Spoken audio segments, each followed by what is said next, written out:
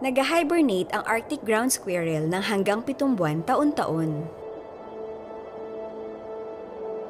Madalas ikumpara ang hibernation sa pagtulog. Pero magkaiba ito. Ang pagtulog ay nakakatulong sa utak. Sa kabaligtaran, ang hibernation ay posibleng nakakasama sa utak. Pag nagsimulang mag-hibernate ang squirrel, biglang babagal ang paghinga niya at tibok ng puso. Tapos, lalamig ang katawan niya hanggang sa mas malamig na ito ng konti sa freezing point. Babagal din ang pagdaloy ng dugo niya, kaya hindi makakatanggap ng oxygen at sustansya ang utak niya. At habang lumilipas ang mga araw, lumiliit ang mga selula sa utak na tinatawag na neuron. At parang nawawala ang libo-libo o milyon-milyon pang ang koneksyon na bumubuo sa memorya niya. Dumitikit din ang mga protina sa neurons na nakakapagpawala ng memorya niya.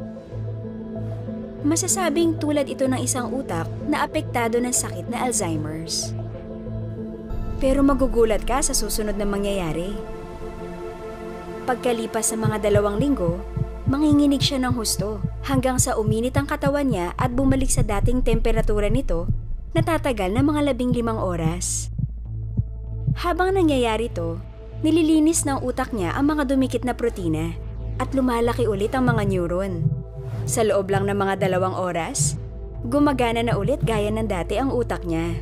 Paulit-ulit na mangyayari to habang nag-hibernate siya ng 7 buwan. Kaya mawawalan ng oxygen at sustansya ang utak niya. Tapos, kada mga 2 linggo, babalik ulit ito sa dati. Hanggang sa magising siya sa tagsibol na parang walang nangyari. Hindi pa natatapos dyan. Sinasabi ng mga siyentipiko na ang mga dating koneksyon sa pagitan ng mga neuron ay parang minamarkahan para madali itong maidugtong ulit. Kaya nababawi ng squirrel hindi lang ang utak niya, kundi pati ang memorya niya. Gusto pa ng mga mananaliksik na maintindihan ang prosesong ito para makaimbento sila ng mga therapy na gagamot sa mga sakit sa utak ng tao. Ano sa palagay mo? Ang kakayahan ba ng Arctic ground squirrel na i-repair ang utak niya ay resulta ng ebolusyon? O may nagdisenyo nito?